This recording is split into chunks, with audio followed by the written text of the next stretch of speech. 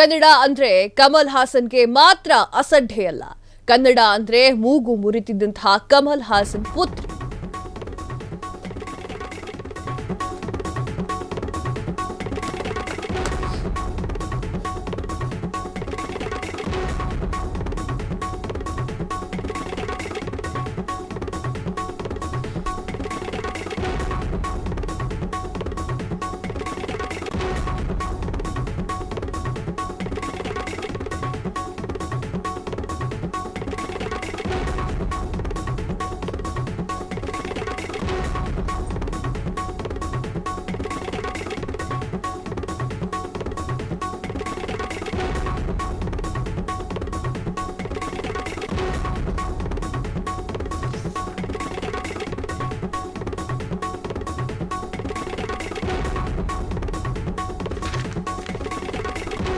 ಕನ್ನಡ ಅಂದ್ರೆ ಕಮಲ್ ಹಾಸನ್ಗೆ ಮಾತ್ರ ಅಸಡ್ಡೆಯಲ್ಲ. ಕನ್ನಡ ಅಂದ್ರೆ ಮೂಗು ಮುರಿತಿದ್ದಂತಹ ಕಮಲ್ ಹಾಸನ್ ಪುತ್ರಿ. 10 ವರ್ಷದ ಹಿಂದೆಯೇ ಕನ್ನಡವನ್ನ ಕೇವಲವಾಗಿ ಕಂಡಿದ್ದಂತಹ ಶ್ರುತಿ ಹಾಸನ್ ಖಾಸಗಿ ವಾಹಿನಿಯ ಸಂದರ್ಶನದಲ್ಲಿ ಕಮಲ್ ಪುತ್ರಿಯ ತಾತ್ಸಾರ ವಿಷ್ಣು ವಿಜಯದಲ್ಲಿ ನಟಿಸಿದ್ದ ಬಗ್ಗೆ ಹೇಳಿಕೊಂಡಂತಹ ಬಾಲಿವುಡ್ ನಟ ಅಕ್ಷಯ್ ಕುಮಾರ್ 1993ರಲ್ಲಿ ರಿಲೀಸ್ ಆಗಿದ್ದಂತಹ ವಿಷ್ಣುವರ್ಧನ್ ನಟನೆಯ ಚಿತ್ರ ವಿಷ್ಣು ವಿಜಯ ಮೊದಲ ಬಾಲಿವುಡ್ನಲ್ಲಿ ಅಶಾಂತ್ ಹೆಸರಿನಲ್ಲಿ ನಿರ್ಮಾಣವಾಗಿದ್ದಂತಹ ಚಿತ್ರ. ಅದನ್ನ ವಿಷ್ಣು ವಿಜಯ ಹೆಸರಿನಲ್ಲಿ ಕನ್ನಡಕ್ಕೂ ತಂದಿದ್ದಂತಹ ವಿಷ್ಣುವರ್ಧನ್ ಬಲವಂತವಾಗಿ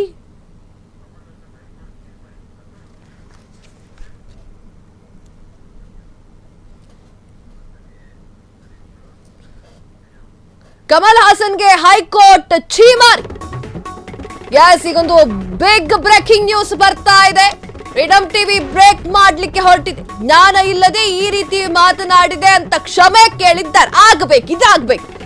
ಕನ್ನಡ ನಾಡಿನ ತಂಟೆಗೆ ಬಂದ್ರೆ ಬಿಡ್ತೀವ? ಕೇಳಬೇಕು. ಎಲ್ಲರೂ ಕೂಡ ಕ್ಷಮೆಯನ್ನ ಕೇಳಬೇಕು. ಹೈಕೋರ್ಟ್ ನಲ್ಲೇ ತೀರ್ಪು ಬಂದಿದೆ.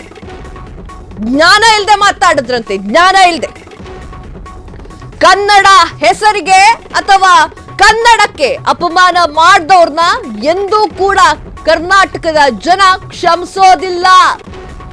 ಇದು ಶತಸಿದ್ಧ. ಕಮಲ್ ಹಾಸನ್ ಮೊದಲು ಕ್ಷಮೆ ಕೇಳಲಿ ಅಂತ ಕೂತಿದ್ದಂತಹ ಕರವೇ ಪ್ರತಿಭಟನಾಕಾರರು ಎಲ್ಲರೂ ಕೂಡ ಶತಾಯ ಗತಾಯ ತಗ್ ಲೈಫ್ ರಿಲೀಸ್ ಆಗ್ತಾ ಇದೆ ಅಲ್ಲ, ಬಾಯ್ಕಟ್ ಆಗ್ತಿತ್ತಿಲ್ಲ. ಅದು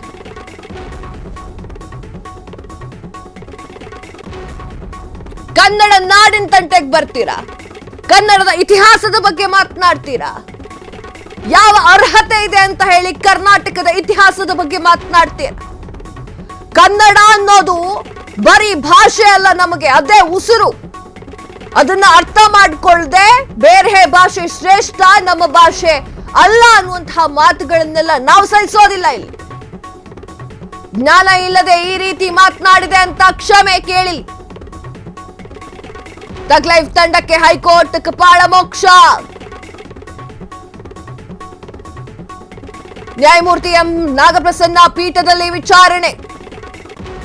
ನೆಲ ಜಲ ಭಾಷೆಯ ವಿಚಾರದಲ್ಲಿ ರಾಜಿಯೇ ಇಲ್ಲ. ಇವತ್ತಿನ ಈ ಪರಿಸ್ಥಿತಿಗೆ ಕಮಲ್ ಹಾಸನ್ ಹೊಣೆ. ಕೋಟಿ ಕೋಟಿ ದುಡ್ಡಾಗಿ ತಗ್ ಲೈಫ್ ಮಾಡಿದ್ದಾರೆ. ನಿರ್ಮಾಪಕರೇ ಅಲ್ಲಿಗೆ ಹೋಗ್ಬೇಕು. ನಟ ಶಿವರಾಜ್ ಕುಮಾರ್ ತೊಂದರೆ ಅನುಭವಿಸಬೇಕಾಯ್ತು. ಎಸ್, ಶಿವರಾಜ್ ಕುಮಾರ್ ಚಪ್ಪಾಳೆಯನ್ನ ತಟ್ಟಿದ್ರು. ಆ ವಿಚಾರಕ್ಕೆ ಅಲ್ಲ ನಾನು ಚಪ್ಪಾಳೆ ತಟ್ಟಿದ್ದು ಅನ್ನೋದು ಕ್ಲಾರಿಫಿಕೇಶನ್ ಕೂಡ ಶಿವರಾಜ್ ಕುಮಾರ್ ಅವರು ಕೊಟ್ಟಿದ್ರು. ಈಗ ಹೈಕೋರ್ಟ್ ಕೊಟ್ಟಿರುವಂತಹ ಈ ಒಂದು ತೀರ್ಪಿಗೆ ಎಲ್ಲ ದಂಗ ಬಡ್ತಿದ್ದ. ಕೇಳಿ ಈಗ ಕ್ಷಮೆ. ತಗ್ ಲೈಫ್ ಸಿನಿಮಾ ಚಿತ್ರತಂಡಕ್ಕೆ ಹೈಕೋರ್ಟ್ ಕಪಾಳ ಮೋಕ್ಷ ಕೊಟ್ಟಿದೆ. ಸರಿಯಾಗಿ ಕನ್ನಡದಲ್ಲಿ ಚಿತ್ರ ಯಾಕೆ ಬಿಡುಗಡೆ ಆಗಬೇಕು? ತಗ್ ಲೈಫ್ ಚಿತ್ರತಂಡಕ್ಕೆ ಹೈಕೋರ್ಟ್ ಪ್ರಶ್ನೆಯನ್ನ ಮಾಡಿದೆ. ನೀವು ಕ್ಷಮೆ ಕೇಳಲಾಗದಿದ್ದರೆ ಬಿಡಿ. ಅವರು ಕ್ಷಮೆ ಕೇಳಿದರೆ ಮಾತ್ರ ಅರ್ಜಿ ಪರಿಗಣನೆ. ನಿಮ್ಮ ತೃಪ್ತಿಗೆ ಪೊಲೀಸರು ಸಿನಿಮಾ ಪ್ರದರ್ಶನಕ್ಕೆ ರಕ್ಷಣೆ ನೀಡಬೇಕಾ? ಕನ್ನಡ ಬಿಟ್ಟು ಬೇರೆ ಕಡೆ ರಿಲೀಸ್ ಮಾಡಿಕೊಳ್ಳಿ. ನ್ಯಾಯಮೂರ್ತಿ ಎಂ ನಾಗಪ್ರಸನ್ನ ಪೀಠ. ಅರ್ಜಿದಾರರ ಪರ ವಕೀಲ ಧ್ಯಾನ್ ಚೆನ್ನಪ್ಪ ವಾದ ಮಾಡಿದ್ರು. ಅರ್ಜಿ ವಿಚಾರಣೆ ಮಧ್ಯಾಹ್ನ 2:30ಕ್ಕೆ ಮುಂದೂಡಿಕೆ. ಕರ್ನಾಟಕದಲ್ಲಿ ಯಾಕೆ ಬಿಡುಗಡೆ ಮಾಡಬೇಕು? ಕನ್ನಡದ ಬಗ್ಗೆ ತಾತ್ಸಾರವಾಗಿ ಮಾತನಾಡಿದ್ರಲ್ಲ ನಿಮ್ಮ ಸಿನಿಮಾದ ಹೀರೋ, ಯಾಕೆ ಕರ್ನಾಟಕದಲ್ಲಿ ರಿಲೀಸ್ ಮಾಡ್ತೀರಾ ಮತ್ತೆ ಎನ್ನುವಂತಹ ಪ್ರಶ್ನೆ. ನೀವು ಕ್ಷಮೆ ಕೇಳಲಾಗ್ತಿದ್ರೆ ಬಿಡಿ. ಅವರು ಕ್ಷಮೆಯನ್ನ ಕೇಳಿದ್ರೆ ಮಾತ್ರ ಅರ್ಜಿ ಪರಿಗಣನೆ. ಮುಖಕ್ಕೆ ಹೊಡೆದಂಗಾಯ್ತು ಈಗ ಕಮಲ್ ಹಾಸನ್ ಅವರಿಗೆ. ನಾನು ಕ್ಷಮೆ ಕೇಳೋದಿಲ್ಲ, ನಾನು ಹೇಳಿದ್ದು ಪ್ರೀತಿಯಿಂದ ಹೇಳಿದ್ದೆ ಅಂತ ಕಮಲ್ ಹಾಸನ್ ಅವರು ಹೇಳ್ಕೊಂಡಿದ್ರು. ಪ್ರೀತಿ ಗೀತಿ ಎಲ್ಲ ಇಲ್ಲ, ನೀವು ಹೇಳಿದ್ದು ಉರಿಯಾಗಿದೆ. ಯಾರಿಗೋ ಒಂದು ರಪ್ಪಂತ 2 ಹೊಡೆದು ಪ್ರೀತಿಯಿಂದ ಹೊಡೆದೆ ಅಂತ ಹೇಳಿದ್ರೆ ನೋವಾಗಿರುತ್ತಲ್ವಾ? ನೀವು ಹೊಡೆದಿದ್ದು ಪ್ರೀತಿಯಿಂದ ಹೇಳ್ತಿರೋ ಹಂಗೆ ಸುಮ್ಮನೆ ದ್ವೇಷದಲ್ಲಿ ಹೊಡಿತೀರೋ? ಅದು ನಿಮ್ಮ ಉದ್ದೇಶಕ್ಕೆ ಬಿಟ್ಟಿದ್ದು. ಹೊಡೆದಿದ್ದಂತೂ ಉರಿಯಾಗಿದೆ ಅಲ್ಲ. ಕನ್ನಡ ಭಾಷೆ ಬಗ್ಗೆ ಮಾತನಾಡಿದ್ದು ನಮಗೂ ಉರಿಯಾಗಿದೆ. ಕರ್ನಾಟಕದಲ್ಲಿ ಜೀವನ ಮಾಡ್ತಾ ಇದ್ದೀವಿ. ನೆಲ ಜಲ ಭಾಷೆ ವಿಚಾರಕ್ಕೆ ಬಂದ್ರೆ ಬಿಡೋ ಮಾತೇ ಅಲ್ಲ. ಈಗಿಂದ ಅಲ್ಲ, ಡಾಕ್ಟರ್ ರಾಜ್ಕುಮಾರ್ ಅವರ ಕಾಲದಿಂದಲೂ ಕೂಡ ಭಾಷೆ ವಿಚಾರಕ್ಕಾಗಿ ನಾವೆಲ್ಲ ಒಂದು. ಯಾರೇ ಕರ್ನಾಟಕದಲ್ಲಿದ್ರು ಕೂಡ ಭಾಷೆ ನೆಲ ಜಲ ಅಂತ ಬಂದ್ರೆ ಎಲ್ಲರೂ ಕೂಡ ಒಂದಾಗಿ ಬರ್ತಾರೆ. ಶತಾಯಗತಾಯ ಕ್ಷಮೆ ಕೇಳಿಸ್ಲೇಬೇಕು ನಿಮ್ಮ ಬಾಯಿಂದ ಅಂತ ನಾವು ಕೂಡ ಇದ್ವಿ. ಕೋರ್ಟಿಗೆ ಹಾಕಿದ್ರಿ ಅಲ್ಲ, ಏನಂತು ಕೋರ್ಟ್? ಅರ್ಜಿ ವಿಚಾರಣೆ ಮಧ್ಯಾಹ್ನ 2:30ಕ್ಕೆ ಮುಂದೂಡಿಕೆಯಾಗಿದೆ. ಕಮಲ್ ಹಾಸನ್ ಅವರ ಮಗಳು 10 ವರ್ಷಗಳ ಹಿಂದೆ ಕನ್ನಡದ ಬಗ್ಗೆ ತಾತ್ಸಾರ ಮಾಡಿರುವಂತಹ ವಿಡಿಯೋವನ್ನು ಪ್ರಸಾರ ಮಾಡ್ತಾ ಇದ್ವಿ ಫ್ರೀಡಂ ಟಿವಿಯಲ್ಲಿ. ಯಾಕೆ ತಂದೆಯ ಮಗಳಿಗೆ ಕನ್ನಡದ ಮೇಲೆ ಅಷ್ಟೊಂದು ದ್ವೇಷ? ನೀವು ಸಿನಿಮಾವನ್ನ ಮಾಡಿದ್ದೀರಲ್ವಾ ಕನ್ನಡದಲ್ಲಿ, ನಿಮ್ಮನ್ನ ಕನ್ನಡಿಗರು ಅಭೂರ್ವಪೂರ್ವಕವಾಗಿ ಸ್ವಾಗತವನ್ನು ಕೂಡ ಕೊಟ್ಟಿದ್ರಲ್ವಾ, ನೀಡಿದ್ರಲ್ವಾ? ಡಾಕ್ಟರ್ ರಾಜ್ಕುಮಾರ್ ಅವರ ಜೊತೆಗೆ ನಿಮ್ಮ ಒಡನಾಟ ಬಹಳ ಚೆನ್ನಾಗಿತ್ತಲ್ವಾ? ಬಾಯಿ ತುಂಬಾ ಚಿಕ್ಕಪ್ಪ ಅಂತ ಕರೆತಿದ್ರಲ್ಲ ಶಿವರಾಜ್ ಕುಮಾರ್ ಅವರು. ಅಷ್ಟೇ ಯಾಕ್ರಿ, ಕನ್ನಡದಲ್ಲಿ ನೀವು ಮಾಡಿರುವಂತಹ ಪ್ರತಿಯೊಂದು ಸಿನಿಮಾವನ್ನ ನಮ್ಮ ವೀಕ್ಷಕರು ಮೆಚ್ಚಿ ಹೊಗಳಿದ್ರಲ್ವಾ? ಅದೆಷ್ಟೋ ಕಾಮಿಡಿ ಸೀನ್ಸ್ಗಳಲ್ಲಿ ನೀವು ಇನ್ನೂ ಕೂಡ ರಾರಾಜಿಸ್ತಾ ಇರ್ತೀರಾ. ಯಾಕಾತರ ಮಾತನಾಡಿದ್ರಿ? ತಗ್ಲೈವ್ ತಂಡಕ್ಕೆ ಹೈಕೋರ್ಟ್ ಕಪಾಳ ಮೋಕ್ಷವನ್ನ ಕೊಟ್ಟಿದೆ. ನ್ಯಾಯಮೂರ್ತಿ ಎಂ ನಾಗಪ್ರಸನ್ನ ಪೀಠದಲ್ಲಿ ವಿಚಾರಣೆ ನಡೀತಾ ಇತ್ತು. ನೆಲ ಜಲ ಭಾಷೆ ವಿಚಾರದಲ್ಲಿ ರಾಜಿಯೇ ಇಲ್ಲ. ಇವತ್ತಿನ ಈ ಒಂದು ಪರಿಸ್ಥಿತಿಗೆ ಕಮಲ್ ಹಾಸನ್ ಹೊಣೆ. ಕನ್ನಡದಲ್ಲಿ ಚಿತ್ರವನ್ನ ರಿಲೀಸ್ ಮಾಡಬಾರ್ದು ಅಂತ ಒಂದಿಷ್ಟು ಜನ ಪ್ರತಿಭಟನೆಯನ್ನ ಮಾಡ್ತಾ ಇದ್ರು ಕೂಡ ಹೈಕೋರ್ಟ್ ಕೊಟ್ಟಿದ್ರಲ್ಲ, ನೀವು ಹೈಕೋರ್ಟ್ಗೆ ಹೋಗಿದ್ರಲ್ಲ, ಏನಂತೂ ಹೈಕೋರ್ಟ್ ಕ್ಷಮೆಯನ್ನ ಕೇಳಲಿಕ್ಕೆ ಹೇಳ್ತಲ್ವಾ? ಗೂಗಲ್ ಅಲ್ಲಿ ತಮಿಳ್ ಈಸ್ ಪ್ರಾಚೀನ ಭಾಷೆ ಅಂತ ಹೇಳಿದ್ದೇ ಸಹಿಸ್ಕೊಂಡಿಲ್ಲ ನಾವು. ಇದನ್ನ ಸಹಿಸ್ಕೊಳ್ತೀವ? ನಿಮಗೆ ನಮ್ಮ ಇಂಡಸ್ಟ್ರಿ ಜಾಗವನ್ನ ಕೊಟ್ಟಿತ್ತು, ನಮ್ಮ ಇಂಡಸ್ಟ್ರಿ ನಿಮ್ಮನ್ನ ಕರೆ ತಂದಿತ್ತು, ನಮ್ಮ ಇಂಡಸ್ಟ್ರಿ ನಿಮಗೆ ರಾಜಮರ್ಯಾದೆಯನ್ನ ಕೊಟ್ಟಿತ್ತು ಕಮಲ್ ಹಾಸನ್ ಅವರೇ. ಅದು ಯಾವುದನ್ನು ಕೂಡ ನೀವು ಉಳಿಸ್ಕೊಂಡಿಲ್ಲ.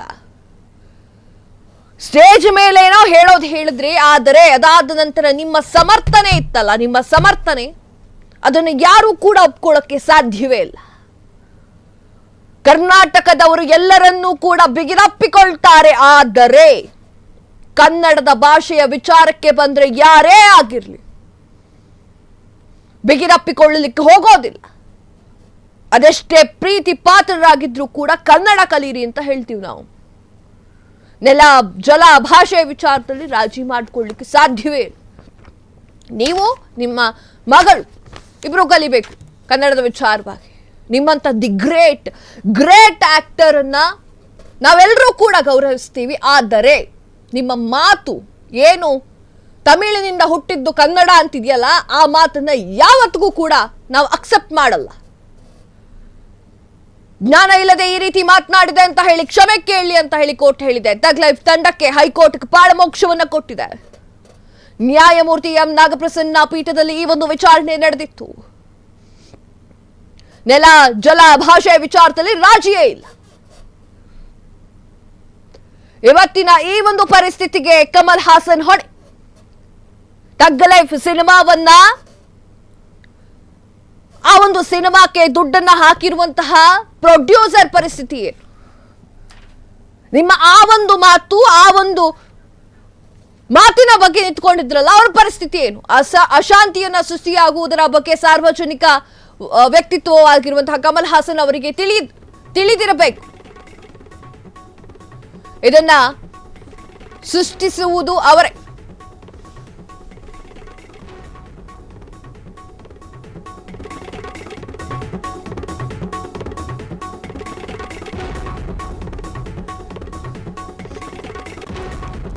ನೀವು ಇತಿಹಾಸಕಾರರನ್ನಲ್ಲ ಅಂತ ಮೇಲೆ ಕ್ಷಮೆಯನ್ನ ಕೋರಲು ಹೇಳಿ.